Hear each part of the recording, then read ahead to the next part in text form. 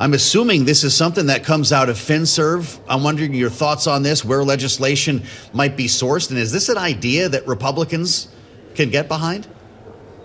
Well, far too many people can't afford the homes that they could have a generation ago. As we have seen interest rates continue to stay high, mortgages are more difficult to get into, and we know we have a significant supply problem. I look forward to seeing the president's speech that he's previewing in that message when he's in Davos about exactly what his plan is. But I think it's across the board imperative that we work to make it more accessible for families to get into a home. I think the two key policies that we should be working on here on Capitol Hill are working on policies that reduce inflation so the Federal Reserve can bring down interest rates, and then working on increasing the housing supply. As we increase total supply, that is going to be our best tool to ultimately bring down costs. But for clarity, Congressman, would you support a bill banning institutional investors from buying single-family homes as outlined by the president? And can you give us any insight into whether or not this was a surprise? Was this dropped in Congress's lap, or was House Financial Services, for example, given a heads up beforehand?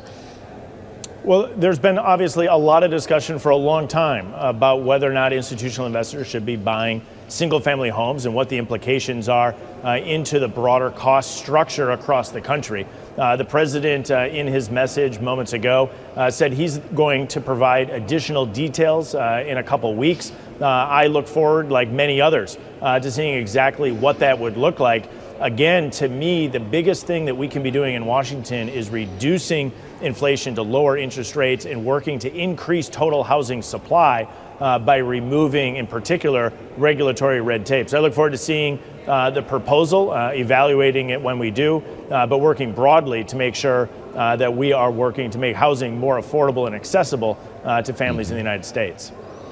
Well, it sounds like you need to hear more, Congressman. What's this process going to look like? Because I'm assuming with the companies that we're seeing move here, from Blackstone on down that I mentioned, there's going to be a massive lobbying effort against this. Do you expect such a debate? Well, this debate has, in many ways, been ongoing for months. Mm-hmm. I think there is a lot of concern about what is driving up housing costs, making getting into, in particular, a new home for young couples more and more difficult.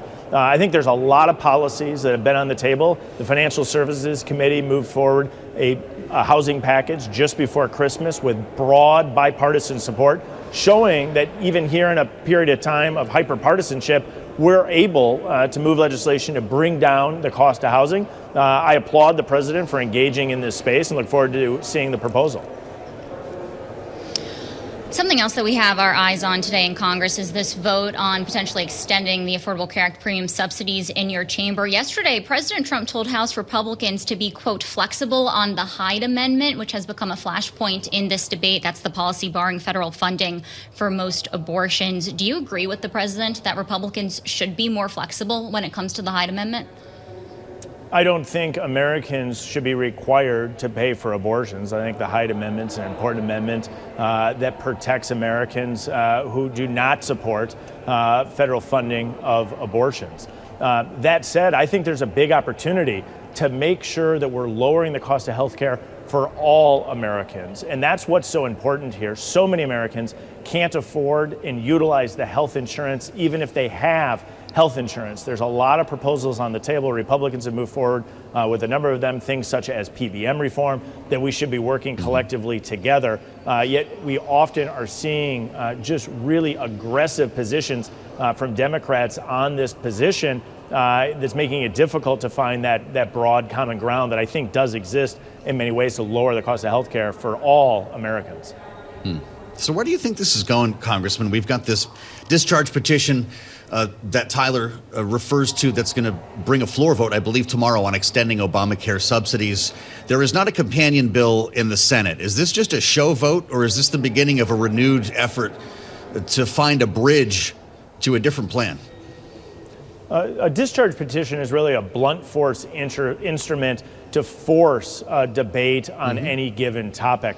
As I have often said, inside the Democrat-drafted subsidies that are going to insurance companies, there's significant waste, fraud, and abuse, and there's Biden administration memos from their Treasury Department outlining how this is being abused by insurance companies. And so at a minimum, we would need significant reforms. I think broadly, there is space where we can work to lower the cost of healthcare for all Americans. And I think, again, PBM reform, HSAs, in empowering individuals to be purchasing that insurance rather than empowering insurance companies, as the Democrat legislation has done, is the best path forward.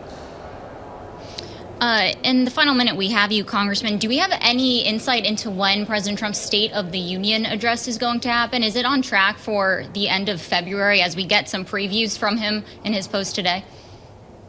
I don't have the scheduling in front of me, but I would assume that it will be in that time frame. That's when it's historically been.